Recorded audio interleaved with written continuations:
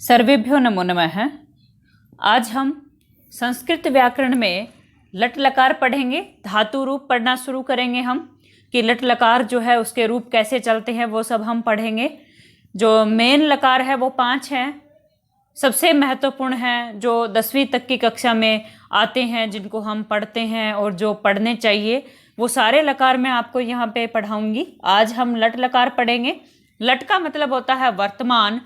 वर्तमान का मतलब क्या होता है? जो चल रहा है, ठीक है, जो अभी चल रहा है। जैसे राम खाना खाता है, तो ये काम कब हो रहा है? खाना खाने का, ये वर्तमान काल में हो रहा है, ठीक है। राम खाना खाता है, तो ये जो खाता है, खाना खाता है, ये जो है क्रिया, खाता है क्या है? क्रिया है, ठीक है। क्रिया क्या होता है? जो काम हो रहा होता है वो होता है क्रिया, ठीक है। तो जो खाता है वो है क्रिया, और जो क्रिया होती है उसको संस्कृत में क्या कहते हैं? संस्कृत में उसको कहते हैं धातु। मतलब आप धातु देखते ही संस्कृत में समझ जाना क्रिया। क्रिया का अर्थ है काम, जो काम हो रहा है। जैसे राम खाना खाता है में काम हो रहा है, खाता है।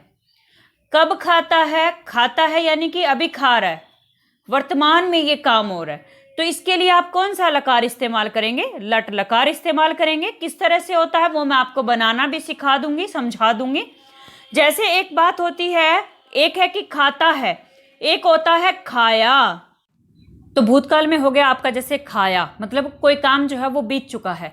एक होता है कि काम करेगा, खाएगा, पिएगा, इस तरह से, यानी कि फ्यूचर में कोई काम होता है, तो उसमें होता है आपका लरिट लकार। ये सब मैं आगे आपको धीरे धीरे समझा दूंगी। पहले आप केवल इतना समझिए, संस्कृत में वाक्य निर्माण के लिए ये बहुत जरूरी है। आप यही समझिए कि वाक्य निर्माण की शुरुआत हम कर रहे हैं, तो आपका लट लकार है, ठीक है। तो ये लकार बनता कैसे है? बहुत आसान तरीके से मैं आपको समझाना चाहती हूँ। तो आप क्या समझेंगे? पहली बात ये कि पुरुष जो होते हैं वो 3 होते हैं। पहला होता है प्रथम, फिर होता है मध्यम, और फिर होता है उत्तम, ठीक है। और सामने मैंने लिखे हैं वचन। वचन कितने होते हैं? पुरुष भी 3 होते हैं, और वचन भी कितने होते हैं? वचन भी 3 होते हैं, ठीक है। हिंदी में 2 होते हैं, एक वचन और द्विवचन। संस्कृत में 3 होते हैं, एक वचनम, द्विवचनम और बहुवचनम। ये आपको समझ में आ गया। अब मैं आपको कुछ प्रत्यय बता रही हूं। अगर आप सेम टू सेम इनको ऐसे ही याद कर लेते हैं तो लट लकार आपको कभी भी रटना नहीं पड़ेगा, बहुत आसान तरीके से आपको समझ में आ जाएगा। तो मैं प्रथम पुरुष में जो प्रत्यय बता रही हूं वो एक वचन में लगता है ति, द्विवचन में लगता है तह, और बहुवचन में लगता है अंति। मध्यम पुरुष में एक वचन में होता है सी, द्विवचन में होता है थह, और बहुवचन में होता है थ। उत्तम पुरुष में एक वचन में होता है आमी, द्विवचन में आवह, और बहुवचन में आम है। ये सारे प्रत्यय लगते हैं। 9 अक्षर हैं, कुछ नहीं है, कोई दिक्कत नहीं है। ये 9 अक्षर आप यूं के यूं याद कर लीजिए। ये आपको अपने आप याद हो जाएगा। जैसे आपने याद किया ती तह अंति, पहली लाइन है, मतलब प्रथम है, प्रथम पुरुष है। वचन अपने आप लाइन से याद हो रहा है, ती तह अंति, एक वचन, द्विवचन, बहुवचन लाइन से याद हो रहा है। सी थह थ, आमी आवह आम है।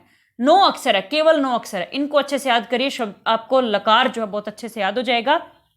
अब इनका इस्तेमाल कैसे करते हैं? जैसे ती है, इसको सेम टू सेम लगा देंगे, तह को भी सेम टू सेम। अब जो अंति है, अंति का ए जो है वो आगे मिल जाएगा, और आधा न और तय उसमें जुड़ जाएगा, ठीक है। आपको ए वहां पे दिखाई नहीं देगा, सिर्फ आधा न और तय दिखाई देगा। आगे आपको सी जोड़ना है, फिर थह जोड़ना है, और फिर थ। आगे आपको आमी जोड़ना है, आमी का आ की मात्रा जुड़ेगी, और मी सेम टू सेम जुड़ेगा। आगे है आवह, आवह में आ नहीं, आ की मात्रा जुड़ेगी, और आमह में भी आ की मात्रा जुड़ेगी। मतलब आपने 9 अक्षर रट लिए, उसके बाद आपको ये अक्षर जोड़ने आने चाहिए कि आपको ये अक्षर जोड़ने कैसे हैं, ठीक है। अब आप क्या करते हैं? जैसे मैंने आपको बताया था कि धातु, अब कुछ धातु होती हैं, ठीक है। जैसे मान लो पठ धातु है, ठीक है। अब ये जो आप पठ लिखते हैं ना, तो पठ के नीचे ये हलंत लगाते हैं। ये जो तिरछा डंडा लगा होता है इसको कहते हैं हलंत। और इसका मतलब क्या होता है कि वो अक्षर आधा, जिसके नीचे डंडा लग जाता है वो अक्षर आधा होता है, ठीक है। जैसे यहाँ पे ठे जो है वो आधा है, तो हर धातु में ये जो अक्षर होता है वो आधा होता है, ठीक है। कौन सा अक्षर? जो अंतिम अक्षर होता है। जैसे मैं आपको बताती हूँ, जैसे है लिख, लिख में खे आधा है। धाव, धाव में वह आधा है। ये सारी धातु है। लिख मतलब लिखना, धाव मतलब दौड़ना, ठीक है। तो इस तरह से आपकी जो धातु होंगी उसका अंतिम अक्षर जो होता है वो आधा होता है, ठीक है। लेकिन कभी कभी जैसे मान लें पा धातु है, पा का रूप चलता है पिब से, तो पा में तो अंतिम आ की मात्रा लगी है लेकिन पिब का ब आधा है। इस तरह से मतलब आप कहने का मतलब है ये समझेंगे कि जैसे पठ का ठे आधा है, तो जो आपका अंतिम में ए था, आमी आवे, आवे में आ की मात्रा थी, वो ठे पे लग जाएगी और ठे जो है वो पूरा हो जाएगा, ठीक है। अब बनता कैसे है रूप, वो मैं आपको समझाती हूँ। तो इसमें क्या है, आपका लट लकार है ये, और पठ धातु मैंने आपको यहाँ पे लिखी है। तो मैंने अभी अभी आपको बताया था कि जो पठ धातु होती है, पठ धातु जो है उसमें ठे आधा है। उस ठे में आपको मैंने समझाया था कि ए मिल जाता है। जैसे देखिए, अब आपको कुछ नहीं करना, पुरुष मैंने आपको समझा दिए थे, वचन मैंने आपको समझा दिए थे, कुछ एक्स्ट्रा नहीं करना। बस आपको एक चीज दिमाग में रखनी है, मैंने आपको समझाया था ती तह अंति, अंति में ए मैंने बता दिया था आपको कि ठे में मिलेगा, सी थह थ, आमी आवह आम है। अब ये जो आमी था, आमी मैंने इस तरह से आमी लिखा था वहां पे, तो मैंने बताया था आमी में आ की मात्रा जुड़ जाएगी, तो ठे पे आ की मात्रा लगा दी। सेम आवह में ठे की पे आ की मात्रा, आ पठामह में भी ठे की आ की मात्रा है। ये आप दिमाग में बैठा लेंगे, कुछ नहीं करना है। तो आपको दिखाई दे रहा होगा, अलग अलग कलर आपको दिख रहे हैं यहाँ पे। ब्लू कलर में जो है वो वही चीजें जो मैंने आपको समझाई वो लिखी हैं। और आगे क्या करना है, कुछ नहीं करना। पठ मीन होता है पढ़ना। अब ये जो पठ है ना, आप देखिए हर एक में पठ सेम टू सेम जुड़ा हुआ है, बस पठ जोड़ना है। और जो मैंने 9 अक्षर आपको याद करने को बोला था वो करना है, वो जोड़ना है, बस कुछ नहीं। आपका लट लकार पूरा हो गया। कैसे, एक वचन में आपका बना प्रथम पुरुष में पठती पठतः पठंती, पठसी पठतः पठत, पठामी पठावह पठामह। ये आपका पठ धातु हो गई। आगे मैं आपको बताती हूँ, लिख धातु बताती हूँ। लिख मीन क्या होता है, लिखना, ठीक है, लिखना है। सेम वही तरीका है, लिख में जो खे आधा था वो आपका यहाँ पे पूरा हो जाएगा, ठीक है। और बाद में कुछ नहीं करना, सेम टू सेम, मैंने कुछ चेंज नहीं किया है यहाँ पे, बस नाम ऊपर लिख दिया लिख धातु। और सेम वही कलर आपको दिख रहा होगा, सारा ब्लू जो है वो सेम टू सेम है। मैंने जो पठ था उसको हटा करके यहाँ पे लिख दिया है। और लिख का मतलब होता है लिखना। लिखती लिखतः लिखंती, लिखसी लिखतः लिखत, लिखामी लिखावह लिखामह, ठीक है। Blue colour same to same है। आगे वाली स्लाइड में आपको दिखाती हूँ, अभी अभी आप देखेंगे कि blue colour same to same है। पठ की जगह पे लिख आया और लिख की जगह पे अगली धातु आएगी। अभी आप देखिए यहाँ पे गम धातु आ गई आपकी। तो क्या है, पहला है प्रथम पुरुष एक वचन गच्छति, द्विवचन गच्छतः, बहुवचन गच्छन्ति। गच्छसि गच्छतः गच्छत, गच्छामि गच्छावह गच्छामः, ठीक है। तो अब इनका मतलब क्या होता है, जैसे पठती था, पठती का मीनिंग क्या है, पढ़ता है। लिखती का मीनिंग है लिखता है। गच्छति का मीनिंग है जाता है। गम मीन क्या होता है, जाना। धातु का नाम है गम और रूप कैसे चलता है, गच्छति गच्छतः गच्छन्ति, गच्छसि गच्छतः गच्छत, गच्छामि गच्छावह गच्छामः। इस प्रकार से आपका रूप चलता है, ठीक है। तो अब यहाँ पे आप समझेंगे कि एक वचन द्विवचन बहुवचन का क्या रोल है। तो देखो, गच्छति का मतलब है जाता है, मतलब एक जना जा रहा है। गच्छतः मतलब 2 जा रहे हैं, और गच्छन्ति मतलब बहुत सारे जा रहे हैं, ठीक है। आप ये बात याद रखेंगे। अब आगे जो है मध्यम पुरुष और उत्तम पुरुष, अभी मैं आपको लकार समझा रही हूँ। इसके बाद जब मैं वाक्य निर्माण शुरू करूंगी तब मैं इनका प्रयोग आपको सिखाऊंगी। जैसे गच्छति मैंने बोला जाता है, यानी कि एक जना जा रहा है, गच्छति 2 जा रहे हैं, और गच्छन्ति बहुत सारे जा रहे हैं। तो जैसे मैं वाक्य बोलती हूं, राम जाता है, तो यहाँ पे एक जना जा रहा है, ठीक है। तो आप यहाँ पे जाता है के लिए संस्कृत लिखेंगे गच्छति। अगर मैं बोलूं राम और श्याम जाते हैं, राम और श्याम जाते, तो यहाँ पे कितने जने जा रहे हैं, 2 जा रहे हैं। तो यहाँ पे द्विवचन लिखोगे आप जाने का। अब यहाँ पे जाने की संस्कृत क्या लिखोगे, जब राम और श्याम 2 जने जा रहे थे तो आप 2 जनों के लिए जाने की लिखेंगे गच्छतः, ठीक है। फिर मैं बोलती हूँ, पहले बोला राम जाता है, फिर राम और श्याम जाता है, मैं कहती हूँ राम श्याम और मोहन जाता है। अब कितने जने हो गए, 3 हो गए, 2 से ज्यादा हो गए, मतलब बहुवचन हो गए। 2 से ज्यादा जो होते हैं वो बहुवचन होता है। राम श्याम और मोहन जाते हैं। अब ज्यादा जने जा रहे हैं तो आप क्या लगाओगे, बहुवचन। तो यहाँ पे जाते हैं कि संस्कृत क्या लगाओगे आप, गच्छन्ति। इसलिए आपको ये लकार याद कराया जा रहा है, ठीक है। अब इसके बाद मैं अगली धातु आपको दिखाती हूँ। सेम वही प्रत्यय सेम टू सेम रहेंगे। वद धातु है। वद का मतलब क्या होता है, वद का मतलब होता है बोलना। वद का मीनिंग क्या होता है? बोलना।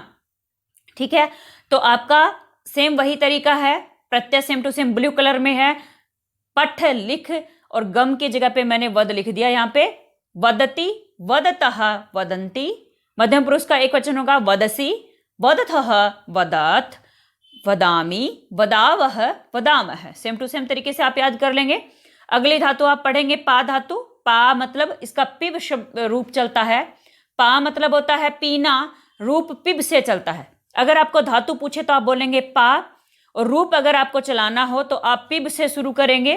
ठीक है, तो आपका सेम वही बन गया पिबती, पिबतः, पिबंती। मतलब पिबती का मतलब क्या है? एक जना पी रहा है। पिबतः दो पी रहे हैं, और पिबंती बहुत सारे पी रहे हैं, तो आप पिबंती लगाएंगे संस्कृत बनाने के लिए। मध्यम पुरुष में कैसे पढ़ेंगे? पिबसी, पिबथः, पिबत। उत्तम पुरुष में पिबामी, पिबावह, पिबामह। एक बार जब आप अच्छे से प्रत्यय याद कर लेते हैं और एक बार अगर आप अच्छे से रूप याद कर लेते हैं तो फिर आपको दिक्कत नहीं होती है। जैसे मैं आपको क्या बता रही हूं, आप इसमें कैसे याद करेंगे? इस तरह से याद करेंगे कि पिबती जो है, आपको पूछता है पेपर में, अगर आपको दे दिया कि पिबती, पिबती बताइए कौन से पुरुष का कौन सा वचन है, तो पिबती जो क्या है, प्रथम पुरुष का क्या है? एक वचन है। अगर आपको पेपर में शब्द दे दिया जाए पिबावह, पिबावह अगर आपको पूछा जाए, मैं बिल्कुल अलग से पिबावह को बता देती हूँ। पिबावह अगर आपसे पूछा जाए कि पिबावह जो है वो क्या है, मतलब कौन सा लकार है, कौन सा पुरुष है, कौन सा वचन है, तो पिबावह आपको दिख रहा है कि ये लट लकार है। एक चीज तो हो गई कि ये लट लकार है। दूसरा, ये उत्तम पुरुष है। और तीसरा क्या है? ये द्विवचन की लाइन में है, आपको दिखाई दे रहा है यहाँ पे, तो ये द्विवचन। आप इस तरह से भी इसको याद कर लेंगे। ठीक है, अब अगली धातु हम करते हैं क्रीड धातु। क्रीड का मतलब क्या होता है? खेलना। तो इसका रूप भी कैसे चलेगा? Same to same. क्रीडति, क्रीडतः, क्रीडंती, क्रीडसी, क्रीडथः, क्रीडत, क्रीडामी, क्रीडावह, क्रीडामह। इस तरह से आपका क्रीड धातु हो गया। अगला धातु आपका है दृश्य। दृश्य मतलब क्या होता है? देखना। ठीक है, तो धातु है आपकी दृश्य, रूप चलेगा पश्य। पश्य से रूप चलेगा आपका, तो रूप कैसे चलता है? पश्यति, पश्यतः, पश्यन्ति, पश्यसि, पश्यतः, पश्यत, पश्यामि, पश्यावः, पश्यामः। इस तरह से आपका रूप चलेगा दृश्य धातु का। अगली धातु है आपकी भू धातु।